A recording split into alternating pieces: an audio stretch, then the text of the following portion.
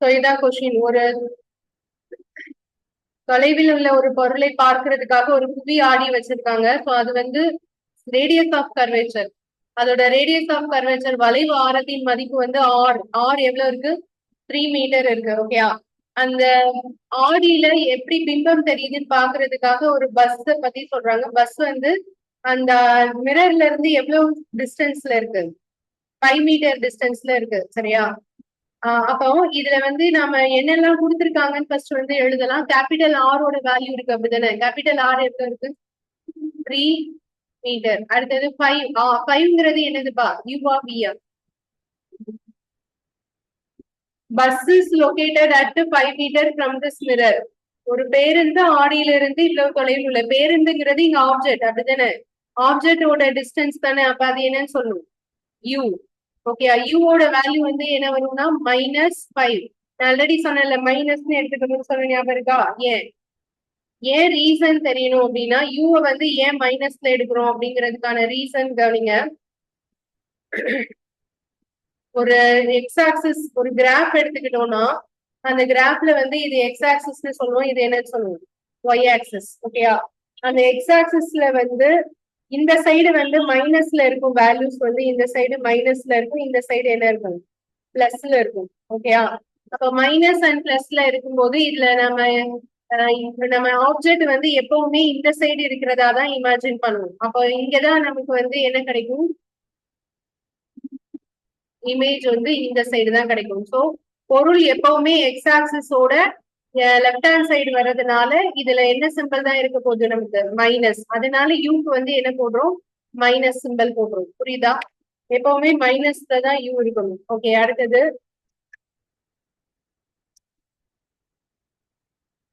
யூவோட value வந்து -5 மீட்டர்னு எடுத்துக்கோங்க.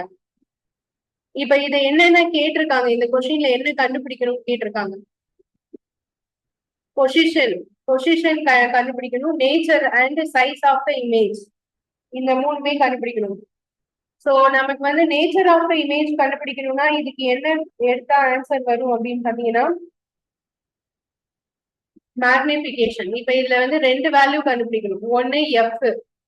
Okay, F என்னன்னு கண்டுபிடிக்கணும்.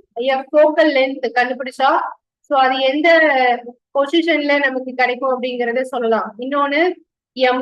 எம் கண்டுபிடிச்சோம் அப்படின்னா அதோடைய சைஸ் எந்த மாதிரி இருக்கும், நேச்சர் எப்படி இருக்குங்கிறத சொல்லலாம். ஓகேவா? அப்ப எம் ஃபோக்கல் லென்த்தும் எம்மும் நம்ம இப்ப இதுல கண்டுபிடிக்க போறோம். சோ அதுக்கு என்ன ஃபார்முலா சொல்லுங்க? எஃப் ஆர் கொடுத்திருக்காங்க, எஃப் கேட்டிருக்காங்க. அப்ப என்ன ஃபார்முலா யூஸ் பண்ணுவோம்? நேத்து நம்ம ஒரு ஃபார்முலா எழுதணும், ஞாபகம் இருக்கா? என்ன எழுதணும்? R equal to 2f. Okay, r equal to 2f.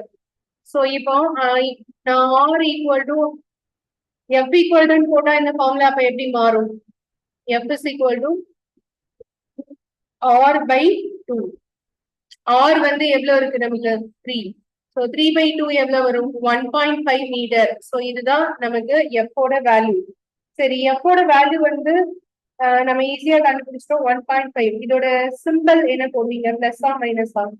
இது என்ன லென்ஸ் இங்க நம்ம யூஸ் பண்ணிருக்கோம்? Convex mirror. அப்ப எஃப் ஓட வேல்யூ வந்து என்ன போடணும்? Plus 1.5 metre. ஓகேயா?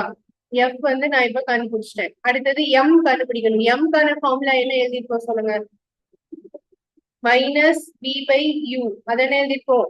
ஓகே, இப்ப நமக்கு கிட்ட யூ இருக்கு, ஆனா எது இல்ல? பி இல்ல.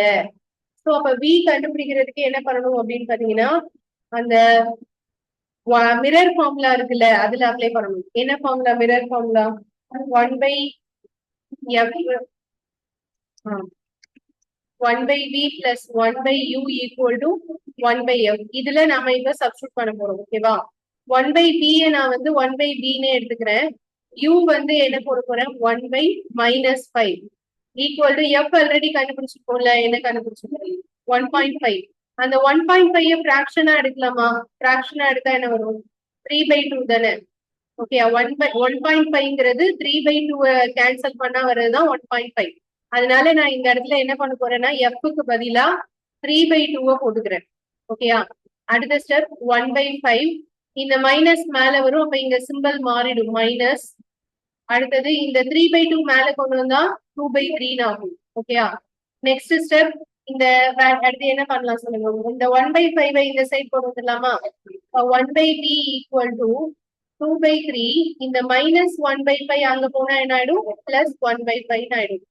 ஓகே, இது ரெண்டையும் ஆட் பண்றது ஈஸி. எப்படி ஆட் பண்ணும்? கிராஸ் மல்டிப்ளிகேஷன் போட்டா வந்துடும். 2/3 + 1/5. இப்ப இதுல இருந்து இதை பெருக்கணும். 2 × 5 10 பிளஸ் இந்த கிராஸ் 1 × 3 3.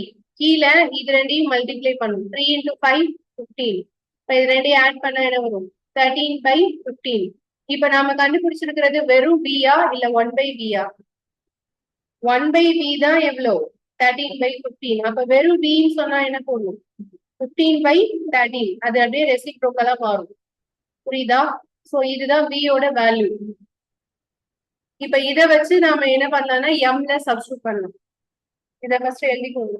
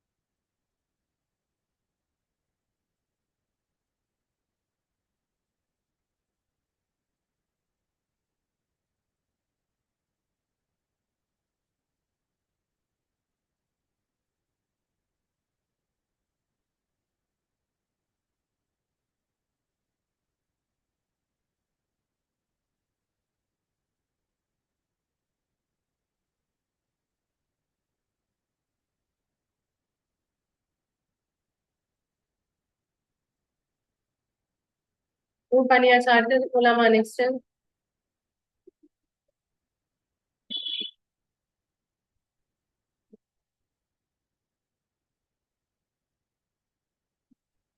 இப்ப வந்து நாம இன்னும் எது கண்டுபிடிக்கல? எம் கண்டுபிடிக்கல. சோ எம் கண்டுபிடிக்கிறதுக்கு இதுல நான் இப்ப சப்ஸ்டியூட் பண்ண போறேன். M is equal to -b/u. b-க்கு பதிலா இப்ப என்ன போடலாம் சொல்லுங்க? என்ன போட்டு கண்டுபிடிச்சிருக்கோம்? 15/13. அது மேல போட்டுக்கலாம். பை கீழே வந்து யூவா, யூக்கு பதிலா என்ன போடணும்? -5. அடுத்ததுல என்ன ஆகும்னா மைனஸும் மைனஸும் கேன்சல் ஆகி பிளஸ்ஸா மாறிடும். சரியா? இப்ப இதுல 15/13 இருக்கு. அந்த 13 வந்து கீழே வரும். ஓகே, இந்த 13 எங்க வரும்? கீழே வரும். ஸோ இப்ப இதை கேன்சல் பண்ணா 3 வரும். பட் எதுவா இருந்தாலும் நமக்கு பாயிண்ட் இந்த சிம்பிள் என்ன எதுல வருது பாருங்க? பிளஸ்ல தானே வருது. அப்ப பிளஸ்ல இருந்துச்சுன்னா இது என்ன டைப் ஆஃப் இமேஜ் சொல்லுங்க? பிளஸ் பாசிட்டிவ் வந்தா அது என்ன இமேஜ்னு சொல்லுங்க? Virtual image. Okay, virtual and erect. ஏன்னா இது என்ன மிரர் தான்?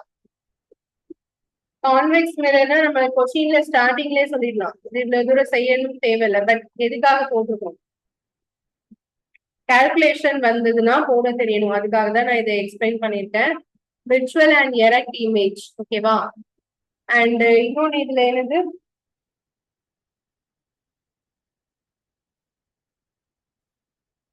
பொசிஷன் கேட்டிருக்காங்க. இந்த மிரருக்கு பொசிஷன் எங்க இருக்கும்? டேப்லெட் காலம் வச்சு சொல்லுங்க. பிஹைண்ட் த மிரரா இல்லைன்னா front the மிரரா?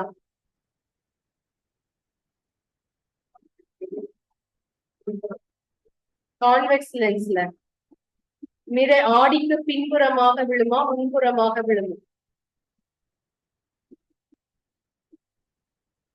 Behind the mirror already எழுதிருப்பீங்க, அது இல்லைன்னா நோட் பண்ணுங்க.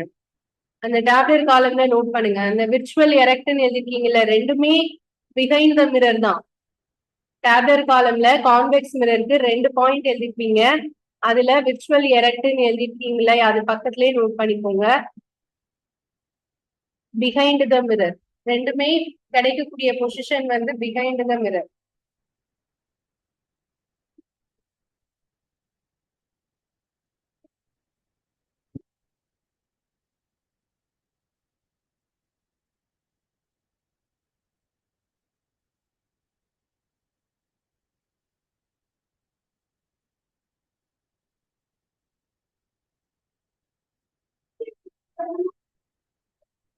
கான்வெக்ஸ் நாம கான்வெக்ஸ் வந்து பிளஸ், கான்கேவ் தான் மைனஸ்.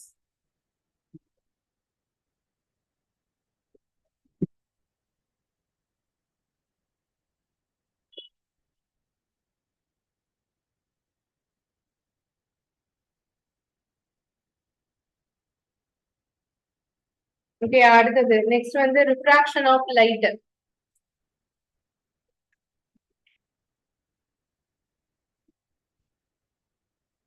இதோட மிரர் வந்து முடியுது. அடுத்தது என்ன பார்க்க போறோம்னா ரிஃப்ராக்ஷன் ஆஃப் லைட், ஒளி விலகல்.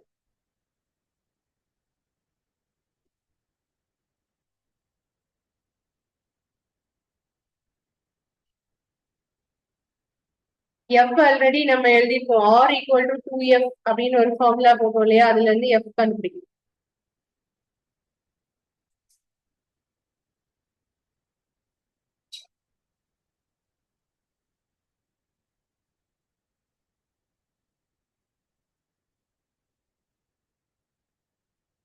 ஒளி விலகல் நிகழ்வு தான் எதுல நடக்கும் அப்படின்னு பாத்தீங்கன்னா லென்ஸ்ல நடக்கும். ஓகேவா? மிரர்னு நாம இதுக்கு முன்னாடி சொன்னோம்ல, ஆடின்னு சொன்னோம் இல்லையா, அதுல வந்து என்ன நடக்கும்? ரிஃப்ளக்ஷன். ஓகேயா? அதுல நடந்தது வந்து ஒளி பிரதிபலிப்பு, ரிஃப்ளக்ஷன்ல நடந்தது. மிரர், ஸ்பெரிக்கல் மிரர்னு சொன்னோம்ல, அந்த ஸ்பெரிக்கல் மிரர் ரெண்டு, concave mirror and convex mirror. மிரர்னு சொன்னா அது வந்து ரிஃப்ளக்ஷன். சரியா? இப்ப நாம பார்க்க போறது என்னது? ரிஃப்ராக்ஷன். ரிஃப்ராக்ஷன் எதுல நடக்கும்னா ஸ்பெரிக்கல் லென்ஸ். ஸ்பெரிக்கல் லென்ஸ்ல ரெண்டு டைப் இருக்கு. இதுல மிரர் கிடையாது, லென்ஸ் சொல்லணும். தமிழ்லையும் லென்ஸ் தான், கோளக லென்ஸ். ஓகே, இந்த கோளக லென்ஸ் அப்படிங்கிறது ரெண்டு டைப், ஒன்னு concave and convex. Concave lens, concave convex lens, அதே ரெண்டு டைப் தான்.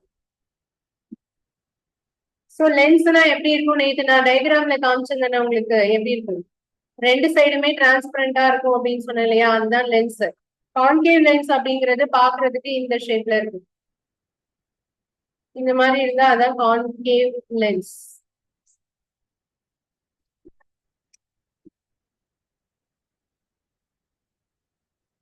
கான்கேவ் லென்ஸ் நான் எழுதுறது கரெக்டா? லென்ஸ் கான்கேவ் லென்ஸ் தான் எப்படி இருக்கும்?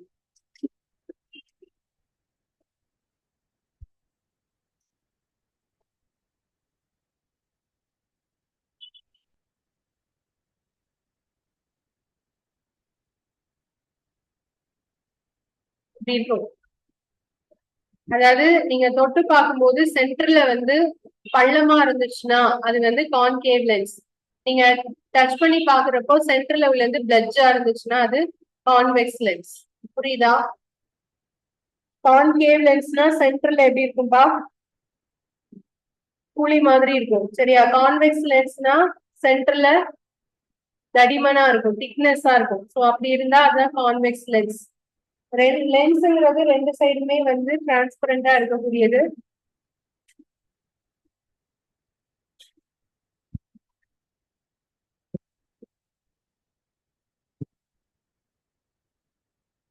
ரிஃப்ராக்ஷன் பத்தி என்னன்னு பார்த்துட்டு அதுக்கப்புறம் லென்ஸ்க்கு வரலாம். ரிஃப்ராக்ஷன்னா என்ன அப்படின்னு பாக்கலாம்.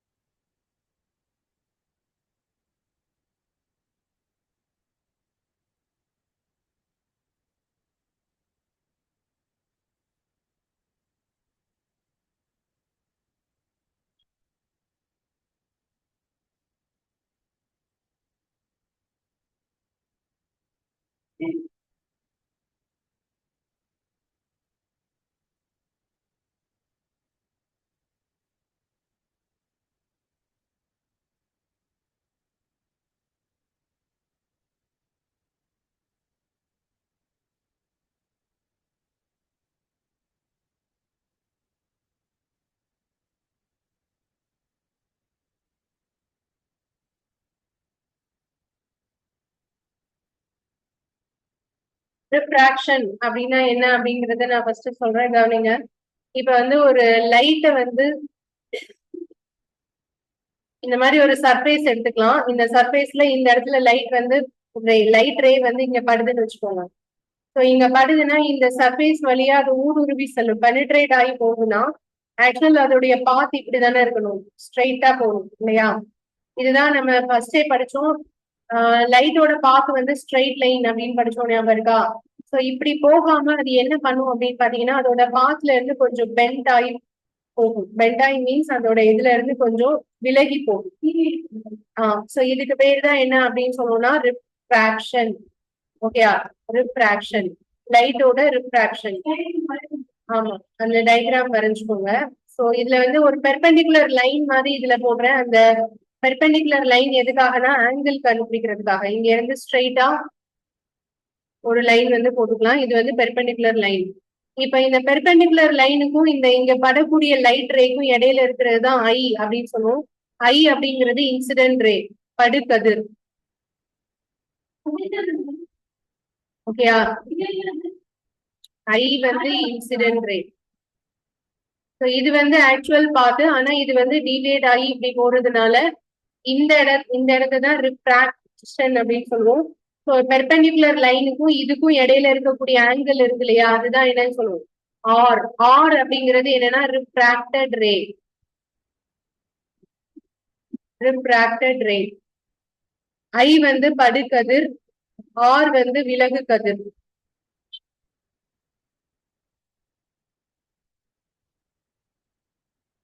இதுல செகண்ட் லா ஒண்ணு எழுதியிருக்கேன், இதுக்கு பேரு ரிஃப்ராக்டிவ் இண்டெக்ஸ் அப்படின்னு பேரு. இந்த சிம்பிளை எப்படி வாசிக்கணும்னா மியூ அப்படி வாசிக்கணும்.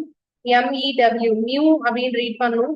Mu equal to sine i by sine r. இதுதான் ஈக்குவேஷன். இந்த ஈக்குவேஷனுக்கு பேரு ஸ்னெல்ஸ் லா. ஸ்னெல் தான் இதை கண்டுபிடிச்சாரு. ஸோ அதனால இந்த லாவோட இன்னொரு பேர் வந்து ஸ்னெல்ஸ் லா. லா ஆஃப் ரிஃப்ராக்ஷனோட இன்னொரு பேர் என்னன்னு கேட்டா என்ன சொல்லணும்? ஸ்னெல்ஸ் லா. ஓகேயா? மியூவோட சிம்பிள் அது என்ன அப்படின்னு பாத்தீங்கன்னா, மியூனா என்ன நம்ம அடுத்ததுல படிப்போம். இது வந்து ஒரு ரிஃப்ராக்டிவ் இண்டெக்ஸோட வேல்யூ. இண்டெக்ஸ்னா நம்பர். ஓகேயா? லைட் ஒரு மீடியம்ல போகும்போது அதோடைய வேல்யூ எப்படி இருக்கும் அப்படிங்கறத சொல்றதுதான் மியூ.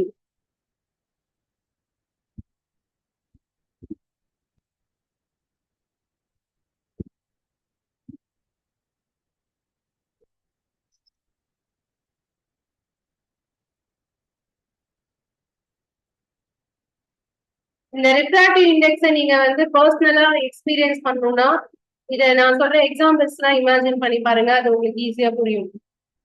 ஒரு கிளாஸ் டம்ளர் அது ஃபுல்லா வந்து தண்ணி ஃபில் பண்ணி வச்சிருக்கோம், சரியா? அதோடைய விளிம்பு வரைக்கும் தண்ணி ஃபுல்லா இருக்குன்னு வச்சுக்கோங்க. அதுல வந்து ஒரு பென்சிலை நான் வந்து இந்த மாதிரி வச்சிருக்கேன் கிராஸா. ஒரு டேபிள் மேல இதை வச்சிருக்கேன். ரொம்ப தூரத்துல இருந்து பார்க்கும்போது இந்த கிளாஸ்க்குள்ள இருக்கிற அந்த பென்சில் எப்படி இருக்கும் பாக்குறதுக்கு?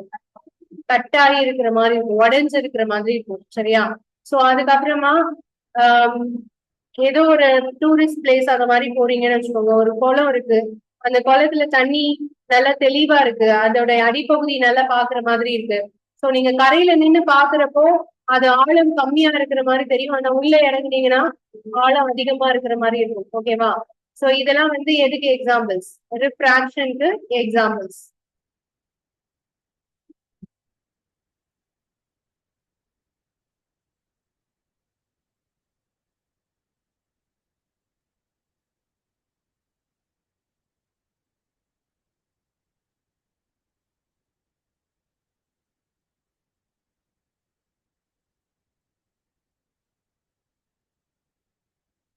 அடுத்த பாயிண்ட் போலாம். Next refractive index.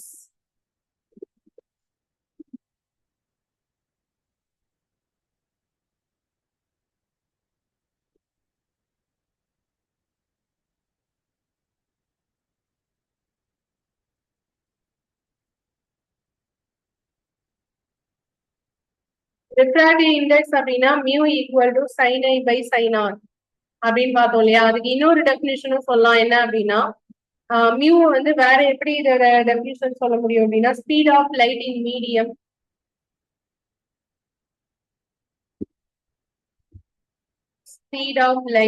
Medium divided by speed of light in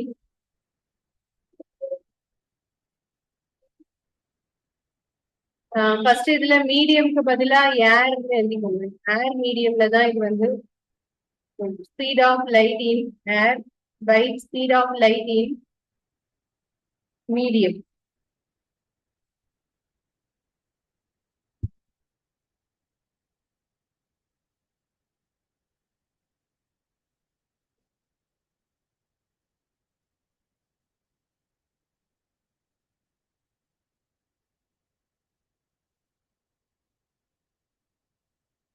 mu that is equal to காற்றில் ஒளியின் வேகம் divided by ஊடகத்தில் ஒளியின் வேகம்.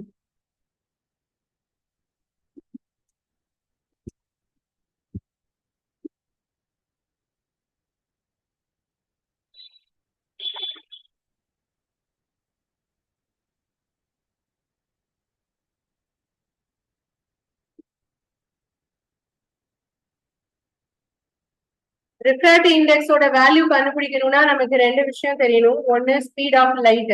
லைட்டோட ஸ்பீடு எழுதிக்கோங்க. ஸ்பீட் ஆஃப் லைட் வந்து என்ன அப்படின்னா 3 into 10 power 8 metre per second.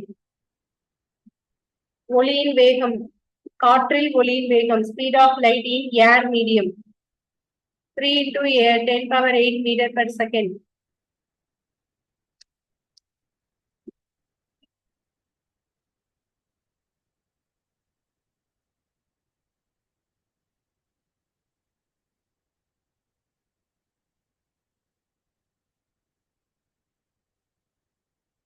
காற்றில் ஒளியின் வேகத்தின் மதிப்பு வந்து 3 into 10⁸ மீட்டர் பை செகண்ட். ஓகேவா? இது வந்து பாத்தீங்கன்னா ஒரு லைட் வந்து எந்த மீடியம்குள்ள போகுது அப்படிங்கறத வச்சுதான் இந்த வேல்யூவே நம்ம கண்டுபிடிக்கும். மீடியம்னு நான் சொல்றது ஒண்ணுமே இல்ல, ஏர் மீடியமா இருக்கலாம். காற்று உள்ள லைட் எப்படி போகுது அப்படிங்கறத பத்தி பேசலாம். தண்ணி, வாட்டரோட லைட்டோட ஸ்பீட் எப்படி இருக்கு அப்படிங்கறத சொல்லலாம். ஃபார் எக்ஸாம்பிள் கடல் தண்ணி எடுத்துக்கோங்க. கடல் தண்ணியில ஆழம் போக போக சன்லைட் தெரியுமா தெரியாதா? ரொம்ப ஆழத்துக்கு போனா சன்லைட் என்ன செய்யாது, தெரியாது, இருட்டாதான் இருக்கும். ஸோ அது மாதிரி வாட்டர்ல வந்து பர்டிகுலர் வரைக்கும் தான் லைட் டிராவல் பண்ணும். ஓகேயா? ஸோ அந்த மாதிரி ஒவ்வொன்றுக்கும் ஒவ்வொரு ஸ்பீடு இருக்கு. ஏர்ல போனா அதுக்கு ஒரு ஸ்பீடு இருக்கு. வேக்கம்னா வெற்றிடம், ஏரே இல்லாத மீடியம், அதுல ஒரு ஸ்பீடு இருக்கு. ஸோ இது மாதிரி ஸ்பீடு ஒவ்வொன்றுக்கும் உள்ள ரேஷியோ இருக்கு இல்லையா, அதுதான் இந்த மியூ. அதாவது இது பிக்சடா இருக்கும், இது வந்து கான்ஸ்டன்ட் வேல்யூ. இந்த கான்ஸ்டன்ட் வேல்யூ எப்பவுமே மேல இருக்கும். கீழே வந்து எந்த மீடியமோ அதோட வேல்யூவை கீழே போட்டு டிவைட் பண்ணணும். டிவைட் பண்ணா என்ன கிடைக்கும்? மியூ கிடைக்கும். சரியா? மியூங்கிறதுக்கு என்ன கிடையாதுன்னா யூனிட் கிடையாது, நோ யூனிட். இதுக்கு அலகு இல்லை. ஏன் அலகு இல்லைன்னு சொல்றோம்னா இது ஒரு இண்டெக்ஸ் வேல்யூ, நம்பர்ல இருக்கும். ஸோ அதனால இதுக்கு யூனிட் கிடையாது.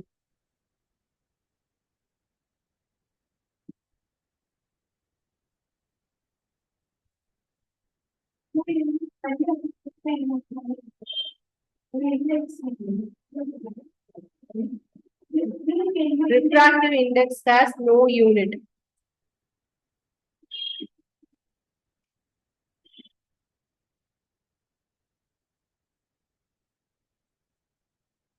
ஓகே, அடுத்த பாயிண்ட் போலாம். இந்த ரிஃப்ராக்டிவ் இண்டெக்ஸ்க்குன்னு சில கான்ஸ்டன்ட் வேல்யூஸ் இருக்கு.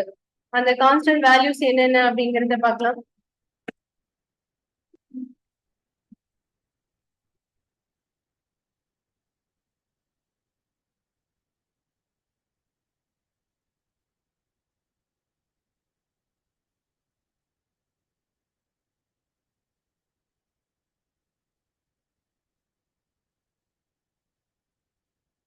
ஃபர்ஸ்ட் டேபர் காலம்ல ஊடகம், ரெண்டாவது வந்து ரிஃப்ராக்டிவ் இண்டெக்ஸ். அப்படின்னா என்னது?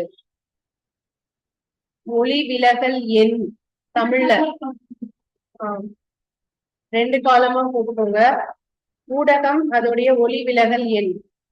ஓகே, அதுல ஃபர்ஸ்ட் வந்து ஏர் மீடியம்க்கு ரிஃப்ராக்டிவ் இண்டெக்ஸ் வேல்யூ எவ்வளவு இருக்கும்னா 1.003. இந்த வேல்யூஸ் வந்து கான்ஸ்டன்ட் வேல்யூஸ், இதை மெமரி பண்ணிக்கணும்.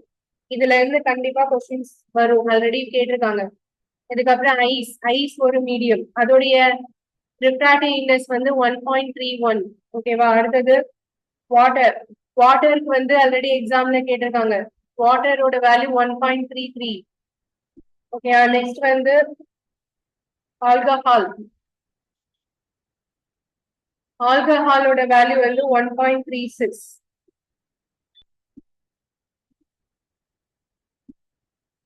Crown glass. கிளாஸ்ல க்ரௌன் கிளாஸ் அப்படிங்கிறதுக்கு 1.52. ஓகே, அதுக்கு அடுத்தது இங்க இருக்கிற இந்த சைடு ராக் சால்ட். ராக் சால்ட்ங்கிறது நம்ம சமையலுக்கு பயன்படுத்தக்கூடிய சாதாரண உப்பு, அதுதான் ராக் சால்ட். அதோட வேல்யூ வந்து 1.54. பாறை உப்புன்னு சொல்லுவோம் தமிழ்ல, பாறை உப்பு.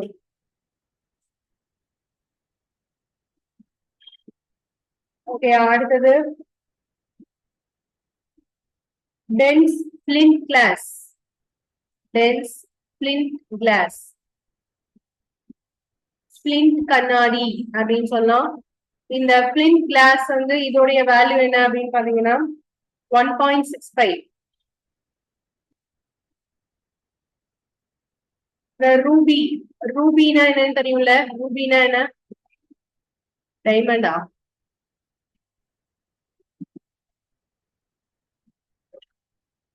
Canada balsam. ரூபி வந்து ஒரு type of stone. Canada balsam வந்து 1.53. ஓகே, அடுத்தது டைமண்ட்.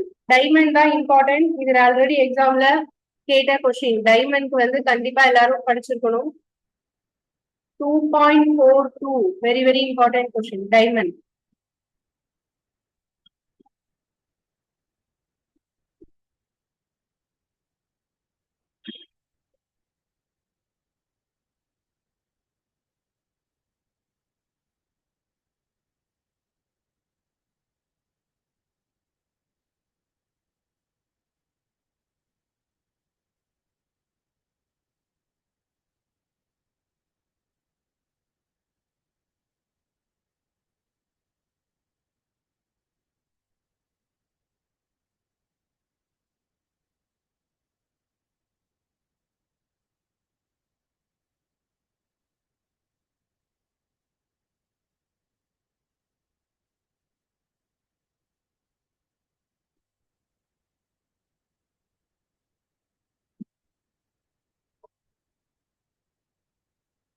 கிளாஸ்.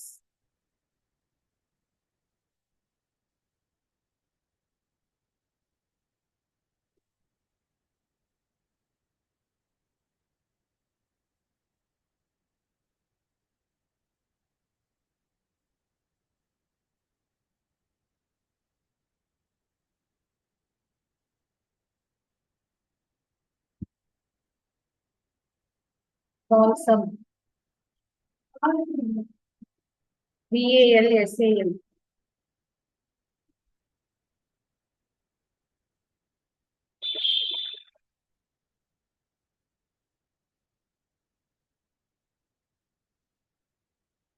இப்ப இதுல பாத்தீங்கன்னா டென்சிட்டி அதிகமாக ரிஃப்ராக்டிவ் இண்டெக்ஸும் அதிகமா இருக்கும். இப்ப டைமண்ட் வந்து டென்சிட்டி அதிகமா இருக்கக்கூடிய ஒரு material.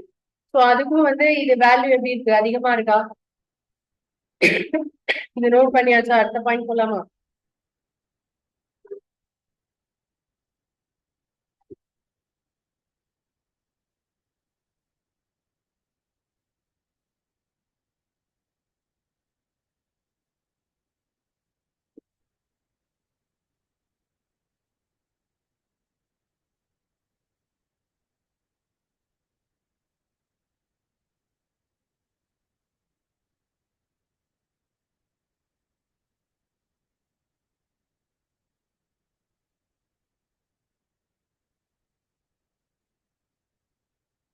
For denser medium, for denser medium, refractive index also.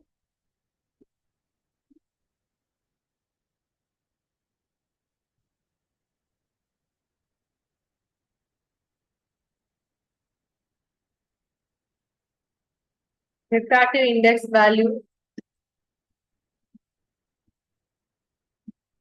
also increases. அதாவது அடர்த்தி அதிகமான ஊடகத்திற்கு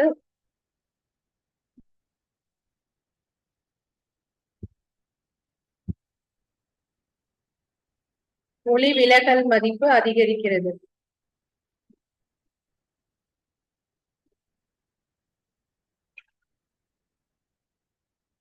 ஒளி விலகல் எண் மதிப்பு அதிகரிக்கிறது.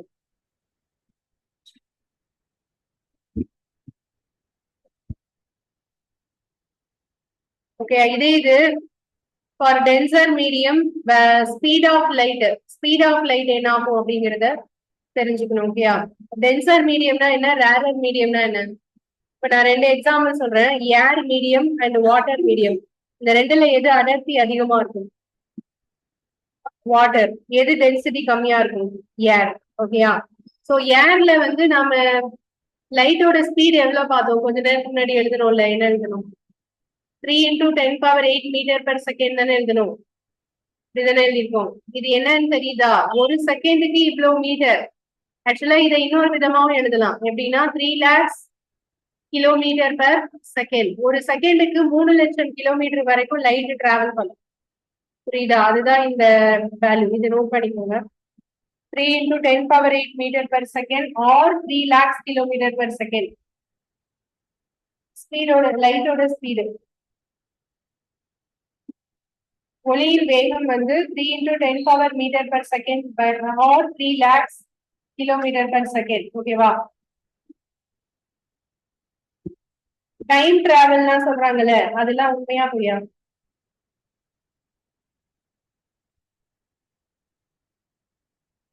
டைம் டிராவல் பண்ணி நாம வந்து இதுக்கு முன்னாடி உள்ள ஏஜுக்கு போக முடியுமா?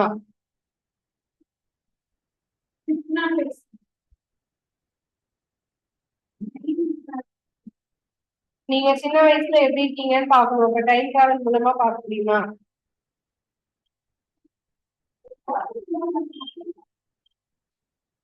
பாசிபிள் தான். இதை நான் எதை வச்சு பாசிபிள்? லைட் வச்சுதான் பாசிபிள். சரியா? டைம் டிராவல்ங்கிறது எதை வச்சுதான் பாசிபிள்? லைட். அது ப்ரூவ் பண்ணிருக்காங்களா அப்படின்னு கேட்டா பண்ணிருக்காங்க. நாசா வந்து ஒரு ஜேம்ஸ் வெப் டெலஸ்கோப் அப்படின்னு சொல்லி ஒரு டெலஸ்கோப்பை அனுப்புனாங்க. ஓகேவா? அந்த ஜேம்ஸ் வெப் டெலஸ்கோப் வந்து என்ன பண்ணுச்சு அப்படின்னா, நம்ம யூனிவர்ஸ்ல எர்த் இதுக்கு முன்னாடி எங்கெல்லாம் இருந்துச்சோ அங்கெல்லாம் போய் போட்டோ எடுத்துட்டு வந்து அது வந்து நமக்கு காமிச்சது. சோ அது மூலமா நம்ம பிக் பேங் தியரியே எப்படி நடந்துச்சுன்னு கூட பார்க்க முடியும். சோ அதனால டைம் டிராவல் அப்படிங்கிறது பாசிபிள். பிக் பேங் தியரினா என்ன?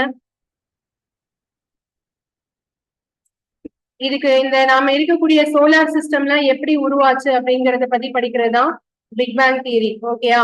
அது நடந்த காலகட்டத்துல கூட எப்படி இருந்துச்சுங்கிறத போய் பார்க்கலாம். சோ அந்த அளவுக்கு நாம வந்து அதை ப்ரூவ் பண்ணிருக்கோம். சோ டைம் டிராவல்ங்கிறது எதை வச்சுதான் பாசிபிள்? லைட்டை வச்சுதான் பாசிபிள். ஓகேயா? when light travels from, அடுத்த பாயிண்ட்,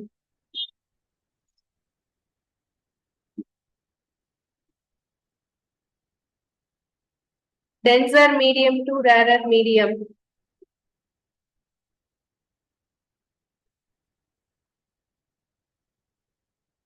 its velocity increases.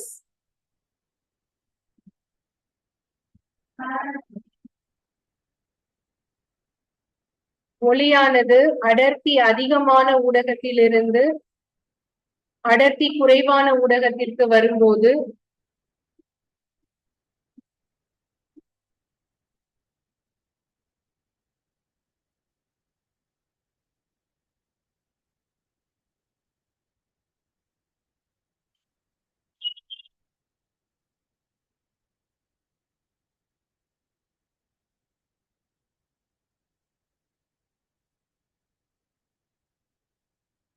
அதன் திசை வேகம் அதிகரிக்கும்.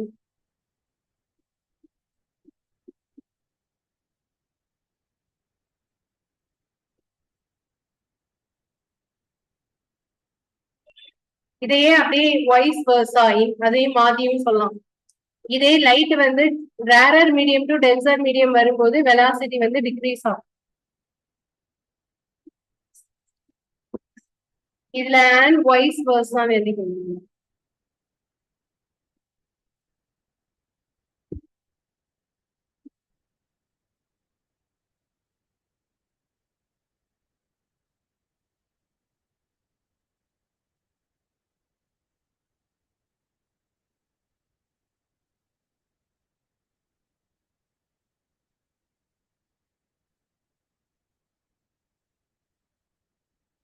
இப்ப வாட்டர் மீடியம்ல இருந்து ஏர் மீடியம்க்கு லைட் டிராவல் பண்ணுது அப்படின்னா வாட்டர் மீடியம்ல அதோட டென்சிட்டி அதிகமா இருக்கும், அப்போ ஸ்பீடு கம்மியா இருக்கும்.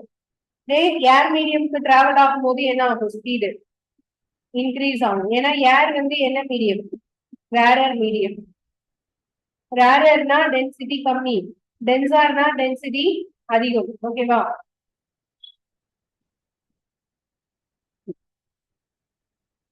அடுத்த பாயிண்ட் போலாமா? Next point, refraction of spherical lenses. நம்ம எப்படி ஸ்பெரிக்கல் மிரருக்கு வந்து 2 டேப்லெட் கால் எழுதணும்ல, அதே மாதிரி இப்ப எழுத போறோம் லென்ஸுக்கு பத்தி எழுத போறோம்.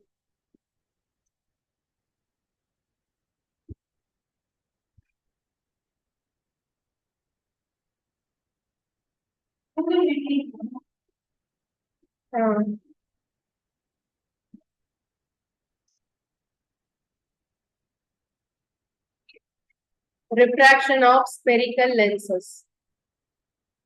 இதை நான் எழுதுறதெல்லாம் மண்டே படிச்சுட்டு வரீங்க, நான் டெஸ்ட் கொடுப்பேன். மண்டே ஆப்சென்ட் ஆனாலும் டியூஸ்டே வந்து எழுதணும். ஸோ கண்டிப்பா இது வந்து ஸ்கிப் பண்ணாதீங்க, ஒமிட் பண்ணாதீங்க. இது கண்டிப்பா இம்பார்ட்டன்ட் டாபிக். நீங்க எவ்வளவு முடியலைனாலும் ட்ரை பண்ணி படிச்சுதான் ஆகணும்.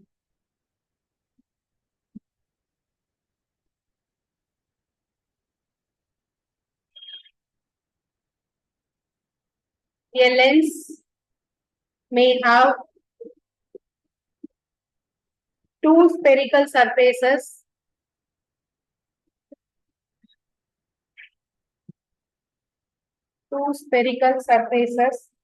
bulging outwards.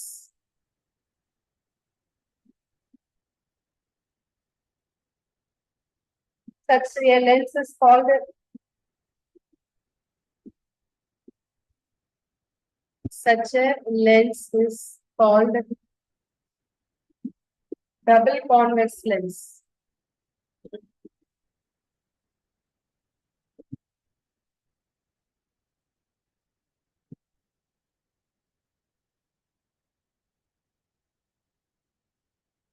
ஒரு லென்ஸின் இருபுறமும் கோளக வடிவில் அமைந்து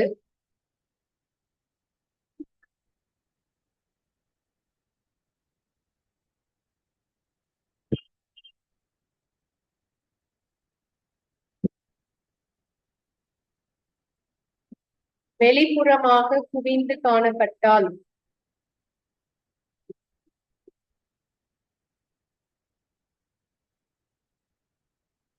அது குவி லென்ஸ் எனப்படும்.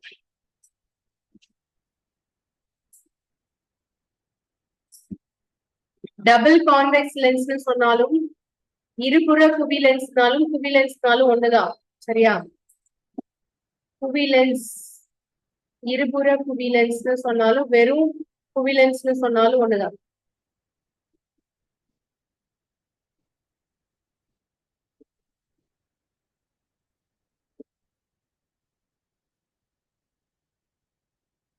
It is thicker at the middle and thin at the edges. At the point, it is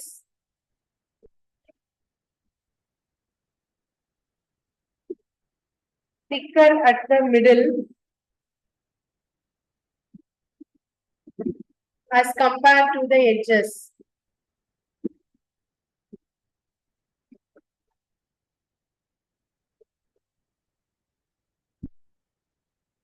முனை பகுதியை ஒப்பிடும் போது மைய பகுதி தடிமனாக காணப்படும்.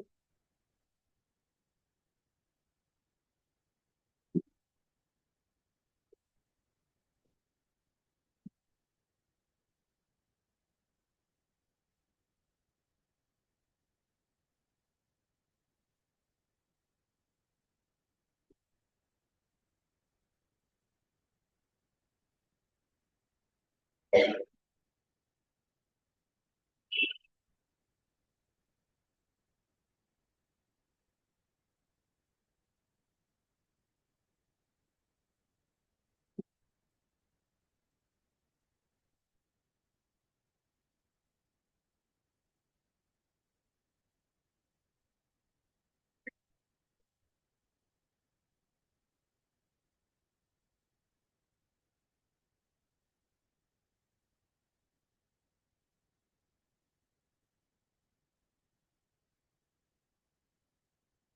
நோட் பண்ணியாச்சா? அடுத்தது போலாமா?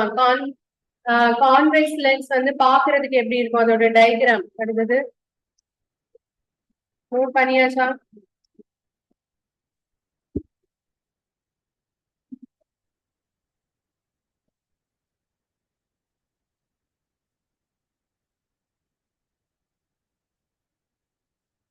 எழுதியாச்சா? First row எழுதியாச்சா?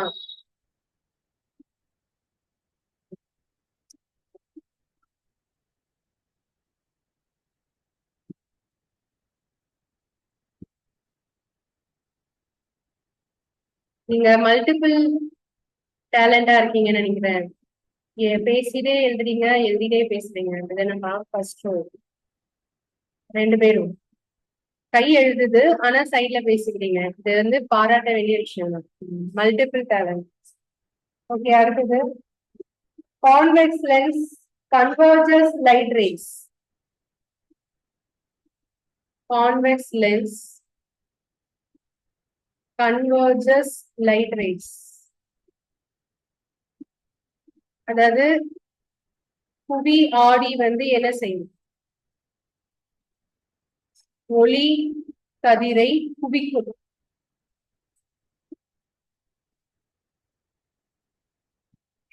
ஓகே, இது வந்து எப்படி நம்ம டயக்ராம்ல மென்ஷன் பண்ணலாம் அப்படின்னா, இதுதான் கான்வெக்ஸ் லென்ஸ். இந்த மாதிரிதான் இருக்கும் கான்வெக்ஸ் லென்ஸ். இந்த கான்வெக்ஸ் லென்ஸ்ல இருந்து லைட் ரேஸ் வந்து இப்படி படுதுன்னு வச்சுக்கோங்க. சோ இப்படி படக்கூடிய லைட் ரேஸ் வந்து என்ன செய்யும்னா, இந்த லென்ஸ் வழியா அப்படியே போய் ஏதோ ஒரு இடத்துல போய் என்ன செய்யும்? இந்த லென்ஸ்ல பட்டதுக்கு அப்புறமா ஒரு இடத்துல போய் எல்லா ரேஸும் மீட் பண்ணும். அதுதான் கான்வெர்ஜ்னு சொல்லக்கூடியது, கன்வர்ஜிங். ஸோ இதுதான் கான்வெர்ஜ். ஓகே, அதனால இந்த லென்ஸ்க்கு இன்னொரு பேர் என்ன அப்படின்னா converging lens. It is also called as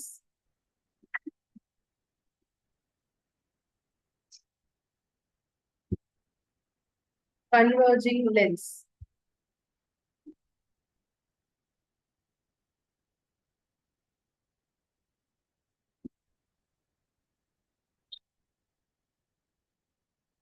குவிக்கும் லென்ஸ் என்றும் இது அழைக்கப்படுகிறது.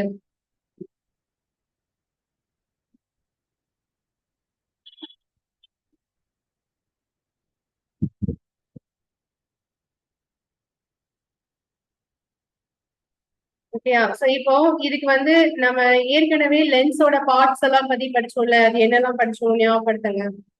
ஹோல்னு ஒண்ணு சொன்னேன். அதுக்கப்புறம் ரேடியஸ் ஆஃப் கர்வேச்சர், வளைவு ஆரம் சொன்னோம். வளைவு மையம் சி, வளைவு மையம் அப்படின்னு சொன்னோம். சென்டர் ஆஃப் கர்வேச்சர், எஃப் வந்து பிரின்சிபல் போக்கஸ், அப்புறம் பி வந்து போல், பிரின்சிபல் ஆக்சிஸ், ஆர் வந்து ரேடியஸ் ஆஃப் கர்வேச்சர். இதெல்லாம் படிச்சோம்ல. அதே மாதிரி லென்ஸுக்கு வந்து திருப்பியும் எல்லாத்தையும் எழுத போறோமானா இல்ல. அந்த லென்ஸுக்கு என்னென்ன ரெண்டு உண்டு. எப்படி ரெண்டு உண்டுன்னு பாருங்க. நான் வந்து மிரர் வரையும் போது டயக்ராம் இப்படி மட்டும்தான் வரைஞ்சேன், ஒரு பாதி மட்டும்தான் வரைஞ்சேன்.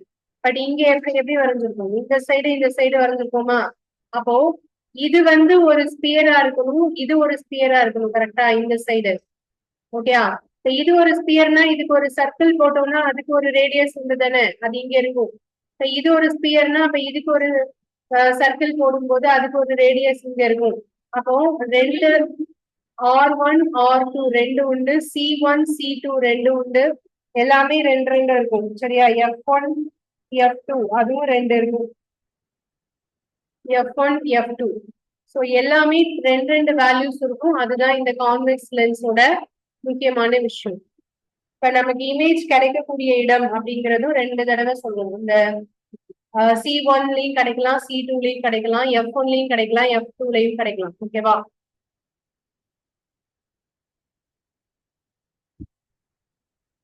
இப்ப நாம படிச்சது எல்லாமே எதை பத்தி? Convex lens. அடுத்தது போல கான்கேவ் லென்ஸ்.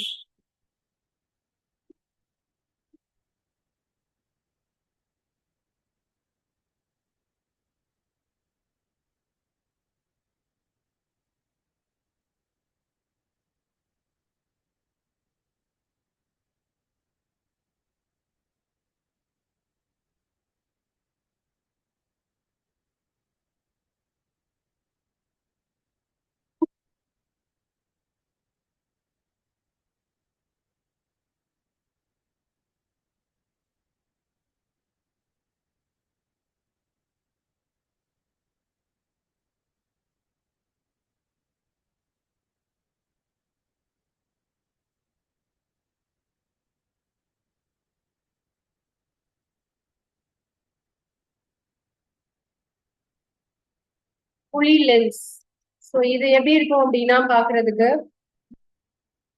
சென்டர்ல வந்து இந்த மாதிரி இருக்கும். ஓகே, சென்டர்ல வந்து புளிவா இருக்கும். இது வந்து எப்படி லைட் ரேஸ் வந்து நமக்கு என்ன பண்ணும் அப்படின்னு பாத்தீங்கன்னா டைவர்ஜ். அதாவது இங்க இருந்து வரக்கூடிய லைட் ரேஸ் எல்லாமே இந்த லென்ஸ்ல படும்போது என்ன ஆகும்? இது எல்லாமே லைட் ரேஸ் வச்சுக்கோங்க. நேரோ மார்க் போட்டிருக்கிறது லைட் ரேஸ். சரியா? இது வந்து இந்த லென்ஸ்ல பட்டதுக்கு அப்புறமா இதுல திருப்பி ரிஃப்ராக்ஷன் ஆகி ஒரு பாயிண்ட்ல இருந்து விரிந்து போறது மாதிரி இருக்கும். அதாவது ஒரே ஒரு பாயிண்ட்ல இந்த எல்லா ரேஸும் வந்து மீட் பண்ணி அதுக்கப்புறம் அங்க இருந்து என்ன செய்யும்? டைவர்ஜ் ஆயிடும். ஸோ அதனால இதுக்கு பேர் என்ன? டைவர்ஜ் லென்ஸ் அப்படின்னு சொல்லலாம். கான்வெக்ஸ் லென்ஸ் அதோடைய ஃபர்ஸ்ட் பாயிண்ட் வந்து என்ன அப்படின்னா, சாரி, கான்கேவ் லென்ஸ் அந்த ஃபர்ஸ்ட் பாயிண்ட் என்ன அப்படின்னா a spherical surface curved inwards.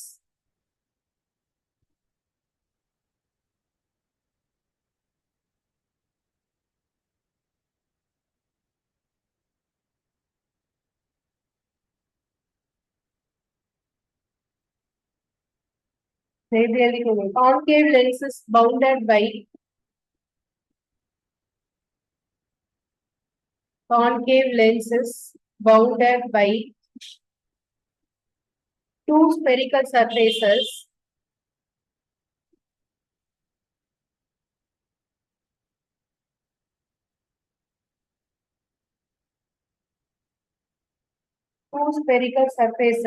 curved inwards.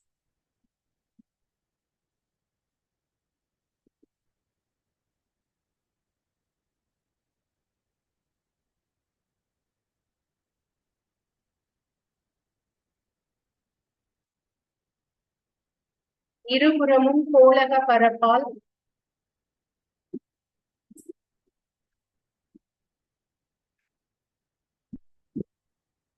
அமைக்கப்பட்டு உட்புறமாக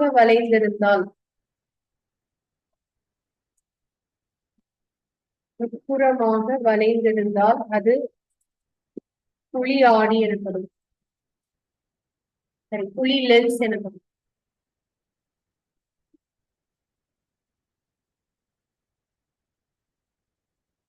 இது வந்து மிடில்ல எப்படி இருக்கும் அப்படின்னா தின்னா இருக்கும், எட்ஜ்ல வந்து திக்கா இருக்கும். It is thicker at the edges than at the middle. It is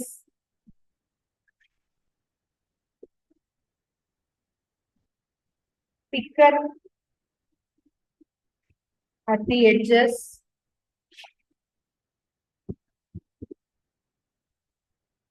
than at the middle.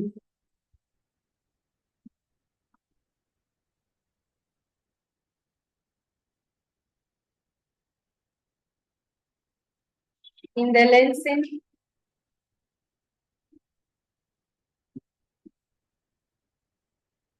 விளிம்பு பகுதி தடிமனாகவும் மைய பகுதி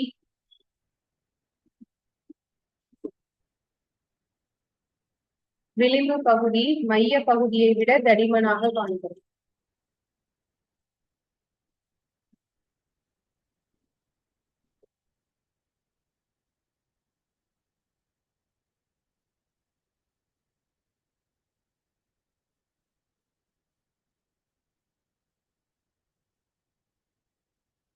It is also called as diverging lens.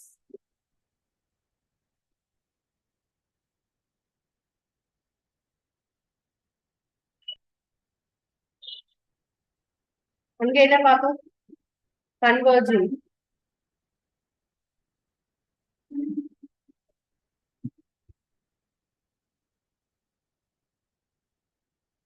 இதுக்கு பேரு விரிக்கும் லென்ஸ் என்று அழைக்கப்படுகிறது.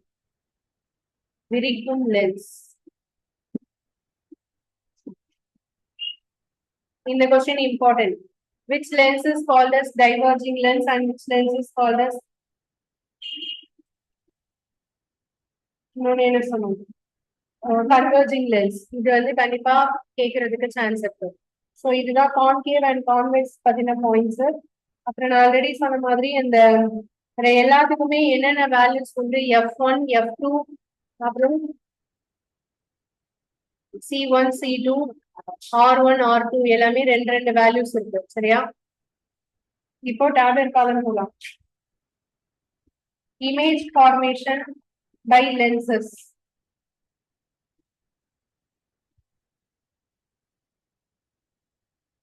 டைம் என்னாச்சு?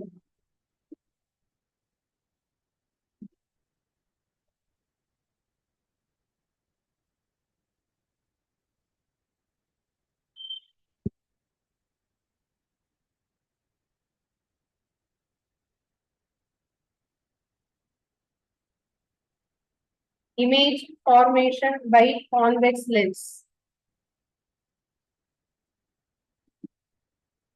So அதுல வந்து first position of object, அடுத்தது position of image, அடுத்தது size of image, next nature of image. கொஞ்சம் ஃபாஸ்டா எழுதிக்கோங்க. இந்த ஃபர்ஸ்ட் பொசிஷன் வந்து அட் இன்ஃபினிட்டில வச்சா என்ன நடக்கும்? அது வந்து அட் ஃபோக்கஸ் F2ல கிடைக்கும். அட் F2ல இதோடைய இமேஜ் வந்து கிடைக்கும்.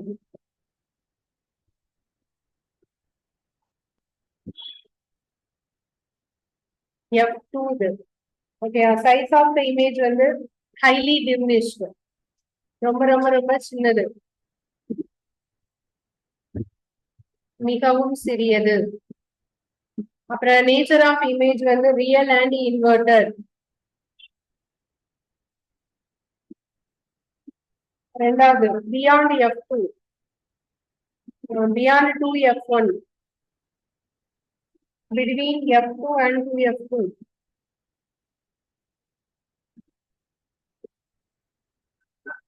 diminished, சிறியது.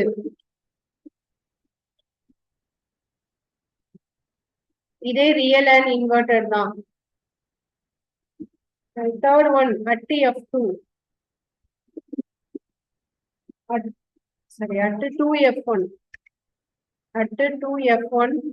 ஸோ 2F1ல வச்சோம்னா நமக்கு எங்க கிடைக்கும்னா அட் 2F2ல கிடைக்கும். ஸோ இதோடைய இமேஜ் வந்து same size, real and inverted. அடுத்தது between F1 and 2F1.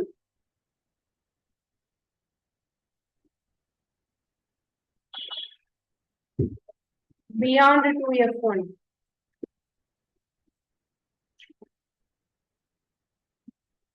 enlarged,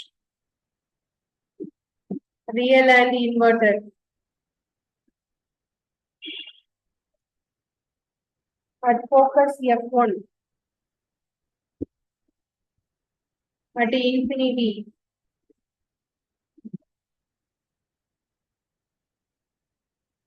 highly enlarged, மிக பெரியது. real and inverted. And last point, between F1 and O.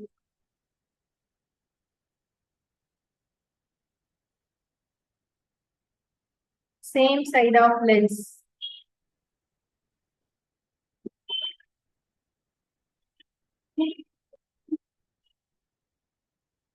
enlarged, virtual and guarantee.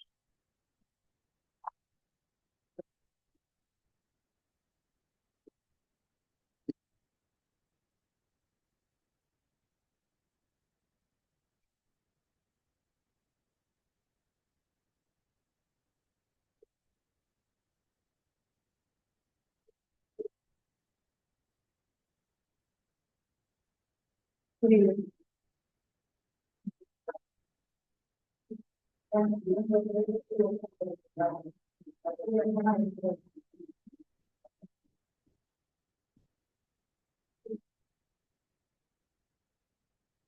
இது வந்து பியாண்ட் டூ எஃப் டூ பா. இந்த side ஃபுல்லாவே F two தான் வரும். இந்த சைடு தான் எஃப் ஒன் வரும். Beyond two f two. Okay, இது மட்டும் எழுதிக்கோங்க. அடுத்த டேப்லெட் காலம் நெக்ஸ்ட் கிளாஸ்ல சொல்லுங்க.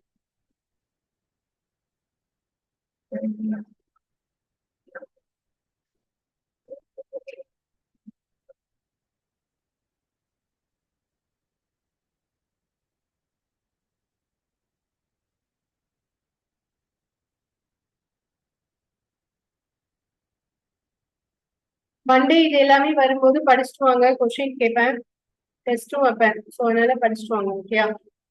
தேங்க்யூ.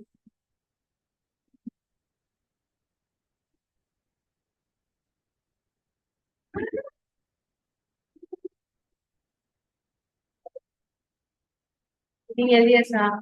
எழுதியாச்சா?